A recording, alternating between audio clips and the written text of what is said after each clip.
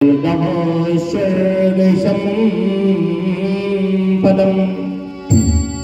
प्रयच्छति गुरुप्रीतो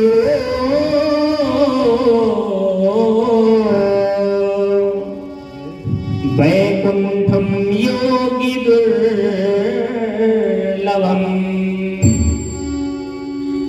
महाराज, हे चिंतामणि, आज सौनक जी सूत जी से निवेदन करते हैं, महाराज हे गुरुदेव,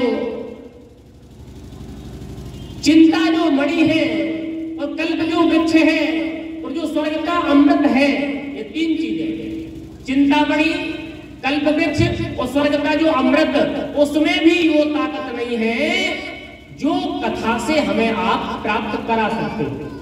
देखें, लोगों को लगता है हमारा जीवन अमृत तुल्य हो जाए, अमृतमय हो जाए, स्वर्ग का अमृत देवताओं से टपक के हमारे पास आ जाए। भाई साहब, याद रखना, स्वर्ग से आया हुआ अमृत आपके पुण्यों को कमजोर करता है, आपके पुण्यों को घटाता है, और भागवत रूपी अमृत का जिसने पान कर लिया वो आपके पापों का नाश करता है, वो आपके पुण्यों को बढ़ाता है। इसीलिए अमृत जो देवताओं के पास स्वर्ग में अमृत है, उससे भी बड़ी महिमा है श्रीमद् भागवत रूपी कथा अमृत की। इसीलिए तो कथा को अमृत कहा जाता है, कथा अमृतम। तो महाराज, आज शौनक जी महाराज सूत जी से कहते हैं कि हे प्रभु, आपके लिए कुछ भी दुर्लभ नहीं है। जो बड़े बड़े योगियों को दुर्लभ वैकुंठ है, वह गुरु कृपा से, भगवान की कृपा से प्राप्त हो सकता है। बड़े बड़े योगियों को भले ही ठाकुर जी की कृपा प्राप्त ना हो, जन्म जन्म मुनि जतन कराही, अंत राम कहे आवत नाही, लेकिन जिसने भाव से, समर्पण से ठाकुर जी के चरणों की कथा सुन ली महाराज, उसके लिए वो वैकुंठ भी बड़ी बात नहीं है, वो स्वर्ग भी बड़ी बात नहीं है। इसलिए उस गुरु के प्रसाद को हमें बांटने की कृपा करें। जो सूत जी ने अपने गुरुदेव से प्राप्त किया, उस भागवत कथा को शौनक जी कहते हैं हम ऋषियों को बांटे, कथा सुनाए। तो हजारों वर्ष तक वो भागवत कथा सुनाते रहे। अब बताइए, ऐसी कथाएं पहले होती थी, वो पहले कथा का इतना महत्व था। तो श्रीमद् भागवत को सूत जी महाराज ने जब सुनाना शुरू किया, प्रारंभ किया, तो उन्होंने ऋषियों से कहा, सावधान, अटेंशन। भागवत में वर्णन आता है, सावधानतया शृणु, सावधान होकर के कथा सुनिए। इसका मतलब है भागवत की कथा हो, चाहे श्री राम जी की कथा हो, कोई भी कथा में आप बैठे सावधान होकर मन से सुनिए।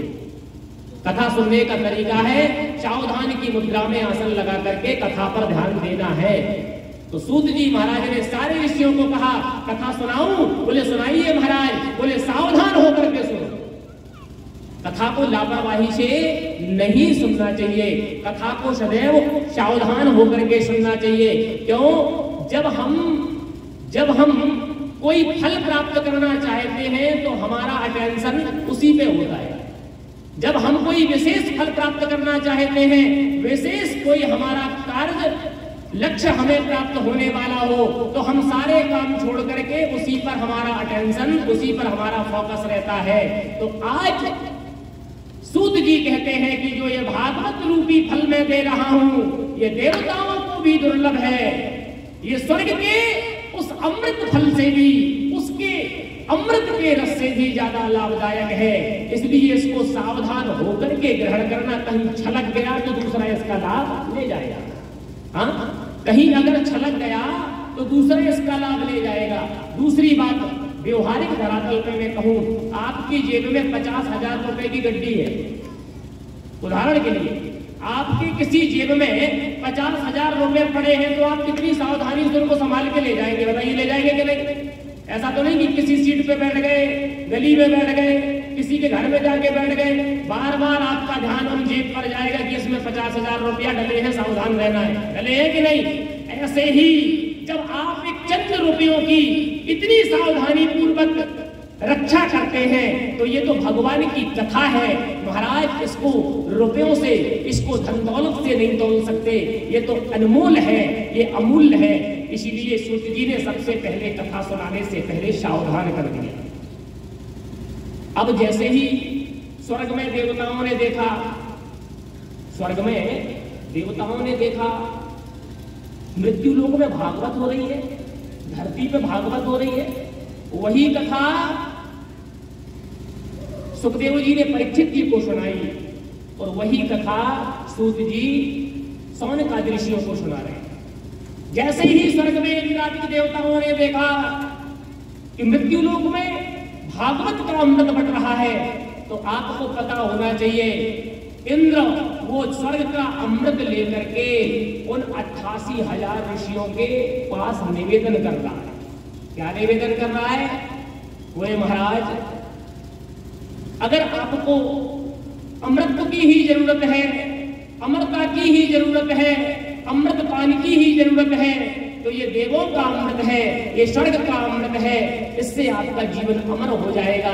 तो मैं निवेदन करता हूं, आप इस अमृत कलश को लेकर के पान कीजिए और ये भागवत का जो रस है, भागवत कथा का जो अमृत है, ये हम देवताओं को दे दीजिए। देवता भी भागवत के लिए तरसते हैं, ये महिमा है कथा की। बोलिए भागवत भगवान की जय।